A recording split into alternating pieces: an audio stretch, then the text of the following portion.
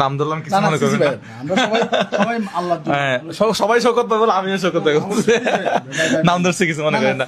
আচ্ছা, তো আমার সবচেয়ে যে বিষয়টা ভালো লাগে, উনি ভবিষ্যতে করবে কিনা আমি জানি না, উনি বুস্ট করে আজ পর্যন্ত কেউ বলে নাই যে আমার এখানে আপনি 20 টাকা পাঠান, একজনও যদি 20 টাকা পাঠান, চট্টগ্রামের এত কোটি মানুষ আছে, এত লাখ মানুষ আছে, তাহলে অনেক টাকা হয়ে যাচ্ছে। উনি আজ পর্যন্ত ফেসবুকে বুস্ট করে বলে নাই যে এই আমি এতজন মানুষকে খাওয়াচ্ছি। ওই যে একটু আবার একটু দেখান, আমি বলবো যে ওই যে কতগুলো মানুষ, এরা এদের প্রস্রাব পায়খানা অনেকেই পরিষ্কার করতেছে, এদের নিয়ে কাজ করতেছে, অনেকগুলো মানুষের খাওয়া দাওয়া। আমি রান্নাঘরও দেখলাম, আমি অনেক বিশাল বড় রান্নাঘর, মানে প্রত্যেকদিন একটা মেজবানের মতো একটা খাওয়া দাওয়া।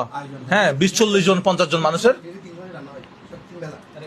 কত মানুষের 300 মানুষের স্টাফ সহ। হ্যাঁ, তো চিন্তা করা যায়, মানে প্রত্যেকদিন এখানে মেজবানের মতো খাওয়া দাওয়া চলতেছে। কে দিচ্ছে টাকা, কোথা থেকে আসতেছে? তো আমরা ডলার দিয়ে বোস্ট করতেছি না, আমাদের ডলার হলো আপনারা শেয়ার দিবেন, ভিউজ হবে, মানুষ দেখবে, আমাদের প্রোডাক্টগুলো কিনবে।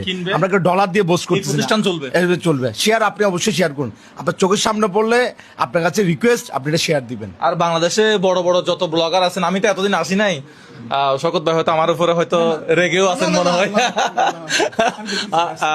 তো আমিও ব্যস্ত ছিলাম, আসবো বলে আসা হয় নাই, কিন্তু এসে দেখতেছি আসলে এখানে আমি না আসে ভুল করছি। আরো হাসান ভাই আমাকে আনে নাই, এটা হাসান ভাইয়ের দোষ। আজকে আমরা একটা কাজে গেছিলাম, ওখান থেকে আসার পথে আমি হঠাৎ করে এদিকে ঢুকে গেছি, প্ল্যান করে এখানে আসি নাই আমি। আমরা রাঙ্গুনিয়া কাফতাই হয়ে আসার পথে বাসায় ঢোকার আগে এখানে আসছি।